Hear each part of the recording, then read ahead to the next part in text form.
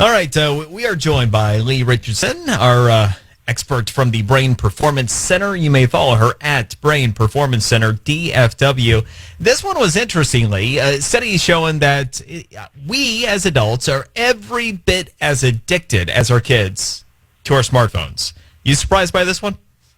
Not at all. When I walk around, when I walk into a restaurant, Yep. and whether I see a table with just a family or a table with just two adults, most times they got their smartphone out. They're looking at that smartphone. It's funny you mentioned that. I was having that conversation just recently with my wife. That's one of the things we'll do now is we'll actually because we have that rule. When we don't have near as much time together as we wish we did. And so when we're together, we're together. And so we do not take out our phones when we're out, eating or whatever. And we'll watch all the tables around. And without fail, you got about half the tables at any given time where nobody's talking to anybody. What are the ramifications of an adult that's addicted to their smartphone, aside from maybe a lack of communication? Well, I think it's going to hurt the relationships, they have with their kids, their spouses, their partners, because you almost become disconnected. You think you're so connected with that phone.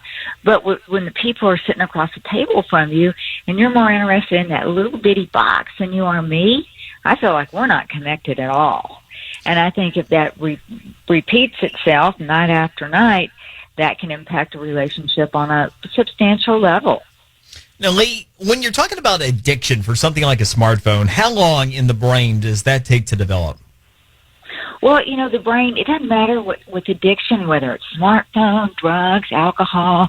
Anytime the brain starts doing something that it likes, it starts releasing a transmitter, dopamine neurotransmitter, and that is a real feel-good neurotransmitter. And so the brain kind of, if you do it over and over and over real intensely, those little nerve cells, they can get confused. It goes from, oh, I like doing this, to, you know what? I want to do this, and then it gets to, I need this. So that dopamine, that reward circuit in the brain, it's repeated behavior over and over. Those little neurons and dendrites, they get confused about the way they're wiring and firing. What is a sign? If we are heading down an unhealthy path with our phone, what would an example of that look like? Well, I saw statistics that 11 deaths happen every day as a result of texting while driving. Yep. That's pretty. So if you're compelled to text in the car, that alone is suggesting something? Absolutely. And I think, where's your phone when you sleep? If you have to check your phone right when you're going to bed, and that's one of the things we're told over and over again not to do. It's not healthy. Don't do it.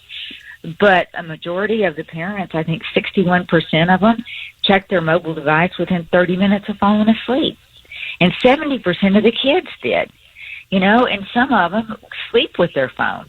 And they wake up when, you get that little buzz, oh, got mail, got a text. Don't wake up and respond to that. That's a huge concern. I don't know about you, but I need my sleep. If I want my brain to function at the good level, it needs to be well rested.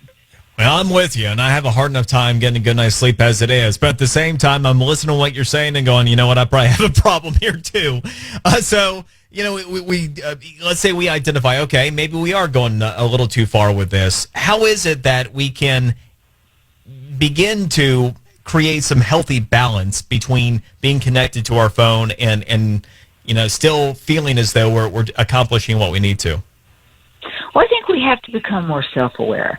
And the problem I see is that the parents, and I certainly have done this with my family, I've been a behavior model. And looking back, that's not exactly what I wanted to model. So I think becoming more self-aware. Do you text your kid to come downstairs instead of going to the bottom of the stairs and saying, hey, come on down? All right. Yep. Interesting. It's really good anecdotes there, too. I appreciate it. It's always good talking with you. Lee Richardson from the Brain Performance Center. You may follow her at Brain Performance or at Brain Center, DFW, rather, on Twitter.